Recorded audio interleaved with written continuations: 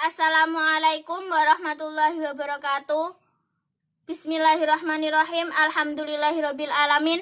Marilah kita panjatkan puji syukur kehadirat Allah Subhanahu wa taala yang telah memberikan kita nikmat sehat dan sempat sehingga kita dapat menuntut ilmu hingga sampai saat ini. Sholawat ma'assalam semoga tetap tercurah kepada junjungan kita Nabi besar Nabi agung Nabi Muhammad sallallahu alaihi wasallam, yang semoga syafaat beliau dapat kita dapatkan di yaumil kiamah nanti. Saya ucapkan terima kasih kepada Bapak dosen mata kuliah Filsafat Pendidikan Islam, beliau Bapak Muhammad Ali Musyafaq MAG, yang telah memberikan bimbingan kepada kelompok kami sehingga kelompok kami dapat menyajikan materi pada saat ini. Kami dari kelompok 5 akan menyampaikan materi mengenai hakikat kurikulum dan evaluasi pendidikan menurut filsafat pendidikan Islam. Dengan anggota kami yaitu Linda Nur Azizah, Suraya Malahayati, dan Muhammad Ahsan Hidayat.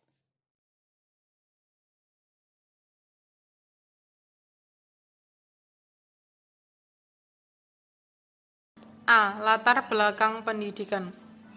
Dalam pendidikan Islam, kurikulum merupakan salah satu komponen yang sangat menentukan dalam suatu pendidikan. Kurikulum merupakan alat untuk mencapai tujuan pendidikan dan sekaligus sebagai pedoman dalam pelaksanaan pengajaran pada semua jenis dan tingkat pendidikan. Kurikulum merupakan faktor yang sangat penting dalam proses pendidikan pada lembaga pendidikan Islam. Dengan demikian akan menjadi jelas dan terencana bagaimana dan apa yang harus diterapkan dalam proses belajar mengajar yang dilakukan pada pendidik dan anak didik. Pengertian kurikulum dalam pendidikan Islam. Secara etimologi, kurikulum berasal dari bahasa Yunani yaitu curir yang berarti pelari dan curere yang berarti jarak yang harus ditempuh oleh pelari. Dalam konteksnya dengan dunia pendidikan memberinya pengertian sebagai circle of instruction.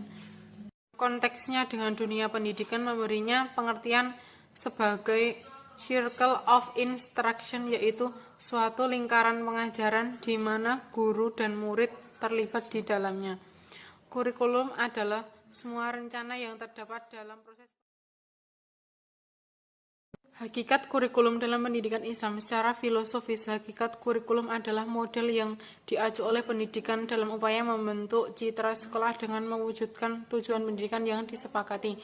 Suatu kurikulum pendidikan, termasuk pendidikan Islam, hendaknya mengandung beberapa unsur utama seperti tujuan, isi mata pelajaran, metode mengajar, dan metode penilaian. Menurut Al-Taumi Al-Syaibani mengemukakan bahwa asas-asas umum yang menjadi landasan pembentukan kurikulum dalam pendidikan Islam itu adalah satu, asas agama. Seluruh sistem yang ada di dalam masyarakat termasuk dalam pendidikan harus meletakkan dasar falsafah, tujuan, dan kurikulumnya pada ajaran Islam yang meliputi akidah, ibadah, muamalah, dan hubungan yang berlaku di dalam masyarakat. Dua, asas falsafah dasar ini memberikan arah dan kompas tujuan pendidikan Islam dengan dasar filosofis sehingga susunan kurikulum pendidikan Islam mengandung suatu kebenaran terutama dari sisi nilai-nilai sebagai pandangan hidup yang diyakini kebenarannya. Tiga, asas psikologis. Asas ini memberi arti bahwa kurikulum pendidikan Islam hendaknya disusun dengan mempertimbangkan tahapan-tahapan pertumbuhan dan perkembangan yang dilalui anak didik. Asas sosial. Pembentukan kurikulum pendidikan Islam harus mengacu ke arah realisasi individu dalam masyarakat. Pola yang demikian ini berarti bahwa semua kecenderungan dari perubahan yang telah dan bakal terjadi dalam perkembangan masyarakat manusia sebagai makhluk sosial harus mendapat tempat dalam kurikulum pendidikan Islam. Berdasarkan pada asas-asas di atas, maka kurikulum pendidikan Islam menurut An-Nahlawi harus pada memenuhi kriteria sebagai berikut. 1. Sistem dan perkembangan kurikulum hendaknya selaras dengan fitrah insani. 2. Kurikulum hendaknya diarahkan untuk mencapai tujuan akhir pendidikan Islam. 3. Pentahapan serta pengkhususan kurikulum. 4. Dalam berbagai pelaksanaan aktivitas. 5. Secara keseluruhan struktur dan organisasi. 6. Hendaknya kurikulum bersifat realistik. 7. Hendaknya metode pendidikan atau pengajaran dalam kurikulum bersifat luas. 8. Hendaknya kurikulum itu efektif. 9. Kurikulum harus memperhatikan aspek tingkah laku alam. Karakteristik kurikulum pendidikan Islam. Secara umum, karakteristik kurikulum pendidikan Islam adalah pencerminan nilai-nilai Islami yang dihasilkan dari pemikiran kefilsafatan dan termanifestasi dalam seluruh aktivitas dan kegiatan pendidikan dalam prakteknya. Menurut Al-Syaibani, di antara ciri-ciri kurikulum pendidikan Islam itu adalah 1. Mementingkan tujuan agama dan akhlak. 2. Meluaskan perhatian dan kandungan hingga mencakup perhatian, pengembangan, serta bimbingan terhadap segala aspek pribadi pelajar dari segi intelektual, psikologi, sosial, dan spiritual. 3. Adanya prinsip keseimbangan antara kandungan kurikulum tentang ilmu dan seni, pengalaman, dan kegiatan pengajaran yang bermacam-macam. 4. Menekankan konsep menyeluruh dan keseimbangan pada kandungan yang tidak hanya terbatas pada ilmu teoritis, baik yang bersifat akli maupun nakli, tetapi juga meliputi seni halus, aktivitas pendidikan jasmani, latihan militer, teknik pertukaran. 4. Menekankan konsep menyeluruh dan keseimbangan pada kandungannya yang tidak hanya terbatas pada ilmu-ilmu teoritis, baik yang bersifat akli maupun nakli, tetapi juga meliputi seni halus, aktivitas pendidikan, jenis jasmani, latihan militer, teknik pertukangan, bahasa asing, dan lain-lain.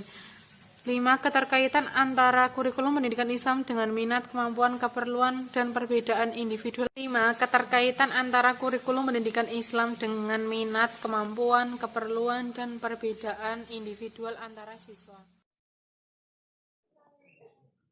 Dari penjelasan yang sudah disampaikan mengenai hakikat kurikulum dalam filsafat pendidikan Islam, dapat disimpulkan menjadi 3 poin, yakni sejalan dengan pengertian kurikulum pendidikan Islam perspektif Hasan Basri, disebutkan bahwa kurikulum bukan sekedar mata pelajaran atau mata kuliah.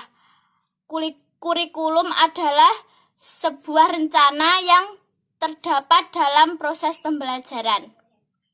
Yang kedua, Muhammad Al-Taumi Al-Syaibani mengemukakan bahwa asas-asas umum yang menjadi landasan pembentukan kurikulum dalam pendidikan Islam yaitu adalah asas agama, falsafah, psikologi, dan asas sosial.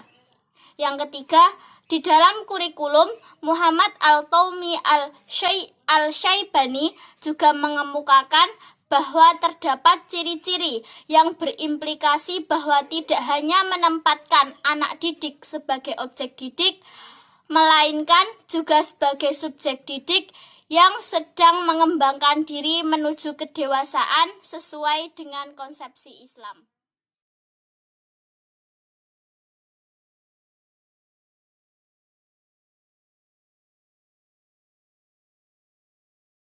Selanjutnya yaitu hakikat evaluasi pendidikan Islam.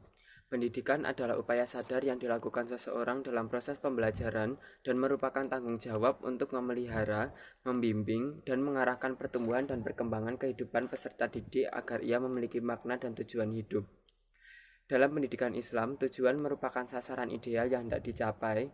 Dengan demikian, kurikulum telah dirancang, disusun, dan diproses dengan maksimal. Hal ini pendidikan Islam mempunyai tugas yang berat. Di antara tugas itu adalah mengembangkan potensi fitrah manusia. Untuk mengetahui kapasitas, kuantitas, perlu diadakannya evaluasi. Dalam evaluasi perlu adanya teknik dan sasaran untuk menuju keberhasilan selama proses belajar mengajar.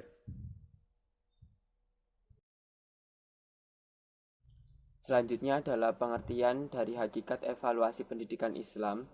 Menurut bahasa, kata evaluasi berasal dari bahasa Inggris yaitu evaluation yang berarti penilaian atau penafsiran, sedangkan menurut pengertian istilah, evaluasi merupakan kegiatan yang terencana untuk mengetahui keadaan sesuatu objek dengan menggunakan instrumen dan hasilnya akan dibandingkan dengan tolak ukur untuk memperoleh suatu kesimpulan. Ada beberapa pendapat para tokoh mengenai pengertian dari evaluasi. Yang pertama, menurut Bloom, evaluasi yaitu pengumpulan kegiatan secara sistematis untuk menetapkan apakah dalam kegiatan terjadi perubahan dalam diri siswa, menetapkan sejauh mana tingkat perubahan dalam diri pribadi siswa tersebut. Yang kedua, menurut Stavelbeam, evaluasi adalah proses menggambarkan, memperoleh, dan menyajikan informasi yang berguna untuk menilai alternatif keputusan. Yang ketiga, menurut Cronbach, di dalam bukunya telah memaparkan uraian tentang prinsip-prinsip dasar daripada evaluasi. Antara lain yang pertama adalah evaluasi program pendidikan merupakan kegiatan yang dapat membantu pemerintah dalam mencapai tujuannya. Yang kedua, evaluasi seyogyanya tidak memberikan jawaban terhadap suatu pertanyaan khusus, karena tugas daripada evaluator itu hanya memberikan alternatif saja. Yang ketiga, evaluasi merupakan suatu proses terus-menerus sehingga di dalamnya memungkinkan untuk revisi apabila dirasa ada sesuatu kesalahan-kesalahan. Hakikat evaluasi pendidikan dapat diartikan pula dengan penilaian pendidikan, yakni kegiatan menilai yang terjadi dalam aktivitas pendidikan. Evaluasi digunakan untuk mengetahui keberhasilan anak didik dalam mengikuti mata pelajaran tertentu, baik yang sifatnya teoritis, metodologis, ataupun materi yang substansinya berbeda. Yang dievaluasi itu ada 3 ranah. Yang pertama adalah evaluasi pada ranah kognitif, yang kedua adalah afektif, dan yang ketiga adalah psikomotorik. Pada ranah kognitif, anak diukur kemampuannya dalam menyebutkan konsep-konsep tertentu, mendefinisikannya, dan mengulang mata pelajaran yang telah disampaikan. Pada ranah afektif, anak didik diukur kemampuannya dalam menggambarkan dan menguraikan konsep tertentu bila diukur daya analisisnya. Adapun ranah psikomotorik adalah kemampuan peserta didik dalam menetapkan konsep tertentu dan menerapkan praktek ilmu pengetahuan yang sifatnya itu aplikatif yang bisa diuji. Dengan demikian, tingkat keberhasilan atau peningkatan prestasi siswa dapat mudah untuk diketahui.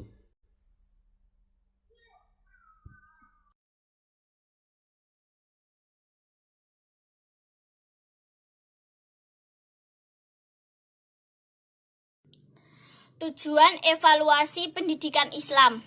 Dalam pendidikan Islam, tujuan evaluasi ditekankan pada penguasaan sikap, keterampilan, dan pengetahuan, pemahaman yang berorientasi pada pencapaian al-insan al-kamil.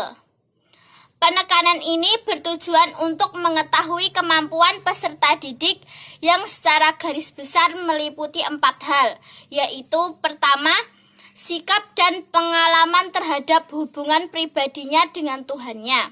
Yang kedua, sikap dan pengalaman terhadap arti hubungan dirinya dengan masyarakat. Yang ketiga, sikap dan pengalaman terhadap arti hubungan kehidupannya dengan alam sekitar. Yang keempat, sikap dan pandangan terhadap dirinya sendiri selaku hamba Allah Subhanahu wa Ta'ala, anggota masyarakat, serta khalifahnya. Secara praktis, fungsi evaluasi adalah pertama, secara psikologis, peserta didik perlu mengetahui prestasi belajarnya. Yang kedua, secara sosiologis, untuk mengetahui apakah peserta didik sudah cukup mampu terjun ke masyarakat.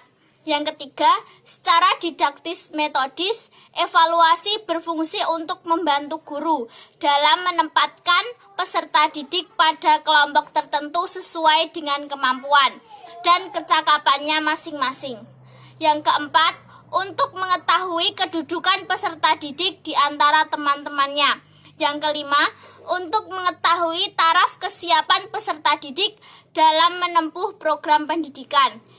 Yang keenam, untuk membantu guru dalam memberikan bimbingan dan seleksi baik dalam rangka menentukan jenis pendidikan, jurusan, maupun kenaikan kelas. Yang terakhir, secara administratif, evaluasi berfungsi untuk memberikan laporan tentang kemajuan peserta didik kepada pemerintah, pimpinan atau kepala sekolah, guru, termasuk peserta didik itu sendiri.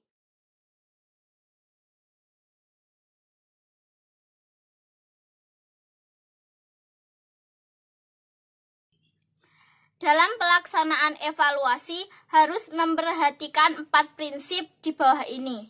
Pertama, prinsip kesinambungan atau kontinuitas. Evaluasi tidak hanya dilakukan setahun sekali atau per semester, tetapi dilakukan secara terus-menerus, mulai proses pembelajaran sambil memperhatikan keadaan peserta didik hingga peserta didik tersebut tamat dari sekolah. Dalam ajaran Islam sangat diperhatikan prinsip kontinuitas, karena dengan berpegang pada prinsip ini, keputusan yang diambil oleh seseorang menjadi valid dan stabil, serta menghasilkan suatu tindakan yang menguntungkan. Prinsip yang kedua yaitu prinsip menyeluruh atau komprehensif. Prinsip yang melihat semua aspek kepribadian, ketajaman hafalan, pemahaman, ketulusan, kerajinan, sikap kerjasama, tanggung jawab, dan sebagainya. Yang ketiga, prinsip objektivitas. Dalam mengevaluasi harus berdasarkan kenyataan yang sebenarnya. Tidak boleh dipengaruhi oleh hal-hal yang bersifat emosional dan irasional. Allah Subhanahu wa Ta'ala menitahkan agar seseorang berlaku adil dalam mengevaluasi sesuatu. Jangan karena kebencian menjadikan ketidakobjektifan evaluasi yang dilakukan. Prinsip yang terakhir yaitu prinsip sistematis, yakni proses evaluasi harus dilakukan secara sistematis dan teratur. Sistem penilaian yang digunakan hendaknya jelas bagi siswa dan bagi pengajar, sehingga proses evaluasi dapat berjalan dengan baik dan tidak membingungkan antara dua belah pihak. Pada umumnya ada 3 sasaran pokok evaluasi, yakni pertama, segi tingkah laku, artinya segi-segi yang menyangkut sikap, minat, perhatian, keterampilan murid sebagai akibat dari proses pembelajaran.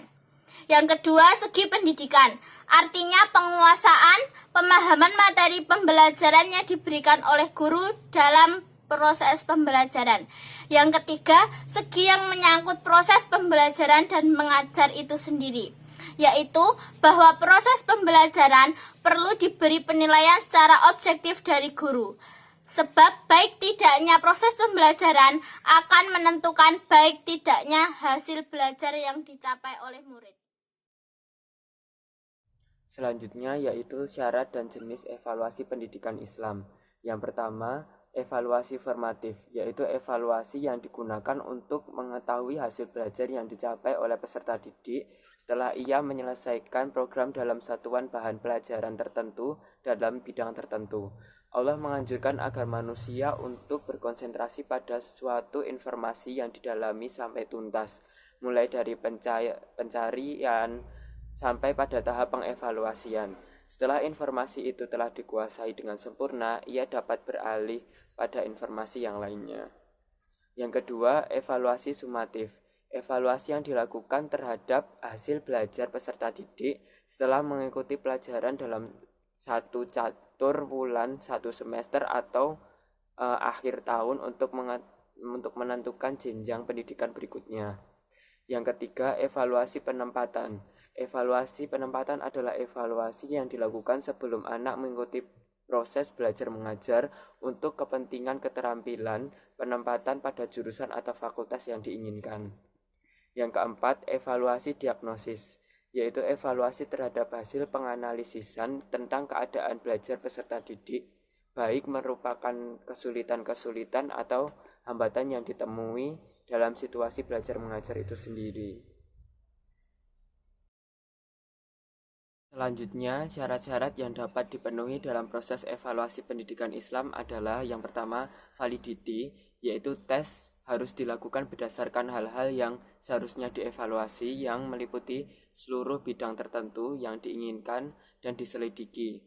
Sehingga tidak hanya mencakup satu bidang saja, soal-soal harus memberikan gambaran keseluruhan atau representatif dari kesanggupan anak di bidang itu. Yang kedua, reliable, tes yang dapat dipercaya yang memberikan keterangan tentang kesanggupan peserta didik yang sesungguhnya. Soal yang ditampilkan tidak membawa tafsiran yang macam-macam. Yang ketiga, efisiensi, tes yang mudah dalam administrasi, penilaian, dan interpretasinya. Allah berfirman, maka dia akan dievaluasi dengan pengevaluasian yang mudah. Dalam Quran Surat Al-Insyiqaq ayat 8. Selanjutnya adalah cara pelaksanaan evaluasi pendidikan Islam. Evaluasi pendidikan Islam dapat dilakukan dengan dua cara, yaitu evaluasi terhadap diri sendiri dan terhadap kegiatan orang lain. Yang pertama, evaluasi terhadap diri sendiri. Seorang muslim yang sadar dan baik adalah mereka yang melakukan evaluasi diri dengan cara muhasabah, dengan menghitung baik dan buruknya, menulis autobiografi dan inventarisasi diri, baik mengenai kelebihan yang harus dipertahankan maupun kekurangan dan kelemahan yang perlu dibenahi lagi. Evaluasi terhadap diri sendiri yang sesungguhnya akan mampu menggambarkan keadaan yang sesungguhnya, karena yang mengetahui perilaku individu adalah individu itu sendiri. Yang kedua, evaluasi terhadap orang lain. Evaluasi terhadap perilaku orang lain harus disertai dengan amar ma'ruf nahi mungkar, atau mengajar yang baik dan mencegah yang mungkar. Tujuannya adalah memperbaiki tindakan orang lain, bukan untuk mencari aib atau kesalahan orang lain. Dengan niatan ini, maka evaluasi pendidikan Islam akan dapat terlaksana. Dengan dorongan hawa nafsu dan bisikan setan, individu terkadang melakukan kesalahan dan perilaku buruk. Ia tidak merasa bahwa dirinya atau tindakannya itu merugikan di kemudian hari. Dalam kondisi ini perlu ada evaluasi dari orang lain agar ia dapat kembali ke jalan yang lebih benar. Evaluasi dari orang lain cenderung objektif karena tidak dipengaruhi oleh hasrat primitifnya.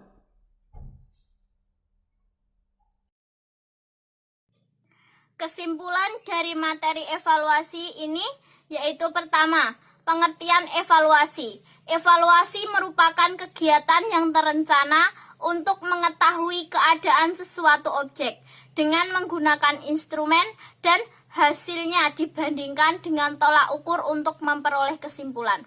Yang kedua, hakikat evaluasi dalam filsafat pendidikan Islam dapat diartikan pula dengan penilaian pendidikan, yakni kegiatan menilai yang terjadi dalam aktivitas pendidikan. Evaluasi itu semacam pengukuran karena dalam evaluasi digunakan alat ukur tertentu. Yang ketiga, tujuan evaluasi adalah mengetahui kadar pemahaman peserta didik terhadap materi pelajaran, melatih keberanian, dan mengajak peserta didik untuk mengingat kembali materi yang telah diberikan. Yang keempat, fungsi evaluasi, yaitu membantu peserta didik agar ia dapat mengubah atau mengembangkan tingkah lakunya secara sadar, serta memberi bantuan padanya cara meraih sesuatu kepuasan bila berbuat sebagaimana mestinya. Sedangkan terkait dengan sasaran evaluasi mencakup 3 aspek, yaitu aspek kognitif, aspek afektif, dan aspek psikomotorik. Dan kesimpulan yang terakhir yaitu prinsip evaluasi, ialah prinsip kesinambungan, menyeluruh, objektivitas, dan sistematis. Jenis-jenis evaluasi adalah evaluasi formatif, sumatif, penempatan, dan diagnostik. Syarat evaluasi ialah harus valid, reliable, dan efisien, sedangkan pelaksanaan evaluasi itu tersendiri terbagi menjadi 2, yaitu evaluasi diri sendiri dan evaluasi orang lain.